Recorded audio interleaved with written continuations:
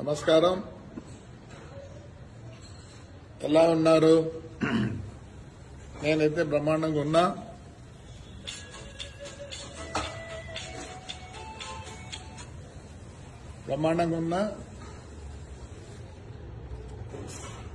త్వరలో ఊరికి కూడా వస్తాను.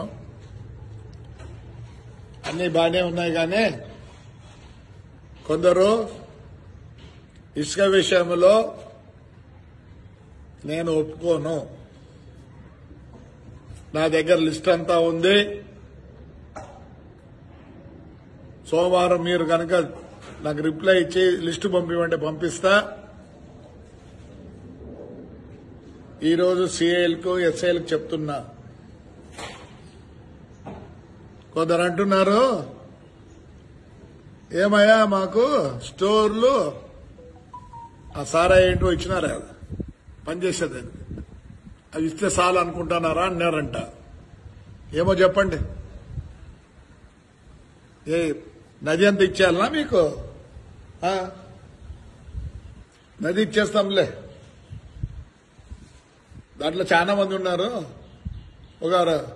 ఒక 5 మంది 6 మంది మటుకు రొంత పార్టీకి కష్టపడి జైలుకి పోయి వచ్చిన వాళ్ళు ఉన్నారు. రొంత వాళ్ళు మాట్లాడితే పర్వాలేదు, కానీ అక్కడ చేసే వాళ్ళంతా నాకు తెలుసు.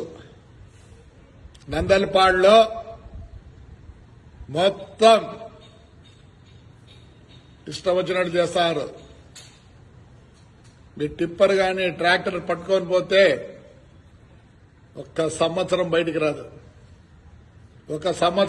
రాదు. నేను అందరికి చెప్తున్నా, టిప్పర్లు ట్రాక్టర్లు బాడికి వేద్దండి, ఇసుకేకో నష్టపోతారు.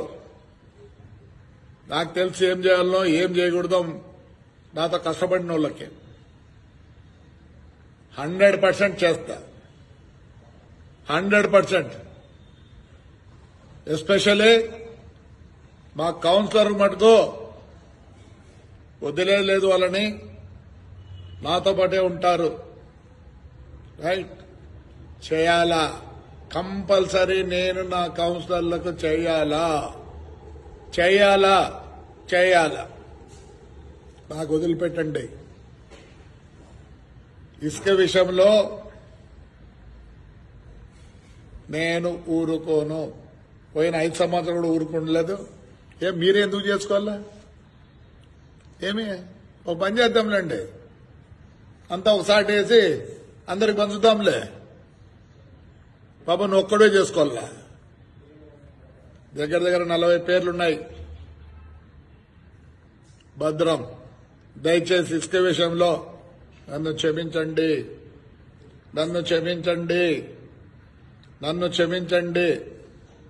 5 ఏళ్లు నాతో ఉన్నారు, కష్టపడ్డారు.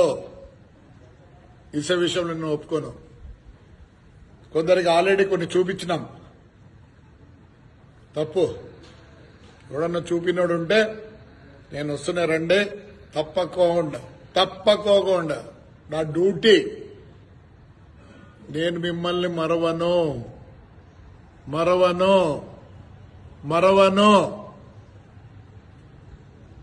మీ వల్లే నేను ఆడ నిలబడగలిగిన.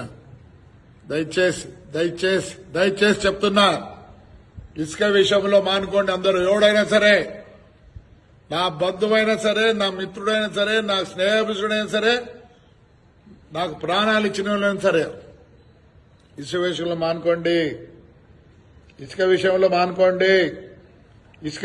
మానుకోండి.